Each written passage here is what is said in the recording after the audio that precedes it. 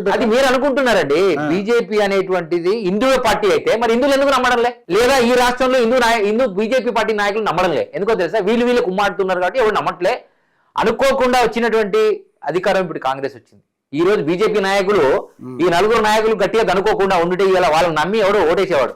వీళ్ళే ఈ లోపల కలమగలుగుతారు. నేను యథార్థం మాట్లాడుతాను. నాకు ఎవరి మీద కోపం లేదు. నేను అడిగిన సమస్య, నాకు ఒక టీచర్ని అడిగాను, ఏమండి మీరు పోయి ఏం తెచ్చారంటే బీజేపీలో సరైన నాయకుడు ఎవరు లేడండి. ఇది మాత్రం నిజం. వాళ్ళు గుద్దుకుంటారు, గ్యాంగులు ఏర్పడి ఉన్నదే నలుగురండి. 4 స్తంభాల్లాగా తయారయ్యి ఎవరు దుకాణాలు వాడు పెట్టుకున్నారు తప్ప వీళ్లకు నరేంద్ర మోడీ సిద్ధాంతం మీద, దేశం మీద, ధర్మం మీద ఆలోచన లేదండి.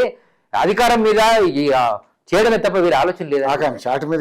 నేను ఏమంటున్నా, ఇలా బీజేపీని జనం నమ్మాలంటే రెండే మాటలు. ఫస్ట్ ఎవడైతే ఈ అడ్డమైన రాజకీయాలు ఇంటర్నల్ గా చేస్తున్నారో, అది ఏ నాయకుడు ఏ పార్టీలో అయినా సరే, వాళ్ళు ఈ దేశం కోసం మాట్లాడుతున్నారా, ధర్మం కోసం మాట్లాడుతున్నారా, స్వార్థం కోసం గమనించాలి. గమనిస్తారు జనం. గమనించి ఎవరు దరిద్రం తీసుకొచ్చి ముందు కూర్చొని పెడతారు. సో మీరే మారి ఉంటే ఇలా నేను అందుకే చెప్తున్నా, మనకు దేవుడు కావాలి, మనకు దేశం కావాలి, మనకు పార్టీ కూడా కావాలి. లేదా మన పార్టీని ఒకటి తయారు చేసుకోవాలి, ఉన్న పార్టీని ఒకటి తయారు చేసుకోవాలి. అది మీరు బీజేపీ అంటే సరే చేసుకుందాం, మరి దానికి వేస్తారా? ఎంతమంది ఓట్లు? మంచి పాయింట్ అన్నారు. బీజేపీ పార్టీని కూడా చాలా మంది నమ్మరు, హిందువులే నమ్మరు. అరే గతంలో మనము కాంగ్రెస్ నమ్మాం. గాంధీ తాత మనోడే, ఆయన వైశ్యకుల, ఆయన ముస్లిం పుట్టాడని తెలిసింది. ఇందిరమ్మ మనదే అనుకున్నాం, ఆయన ఫిరోజ్ గాంధీ భార్య అని తెలిసింది. రాజీవ్ గాంధీ వచ్చాడు, ఆయన పుట్టింది ఎవరికి? ఇందిరాగాంధీ. ఇది పరిస్థితి.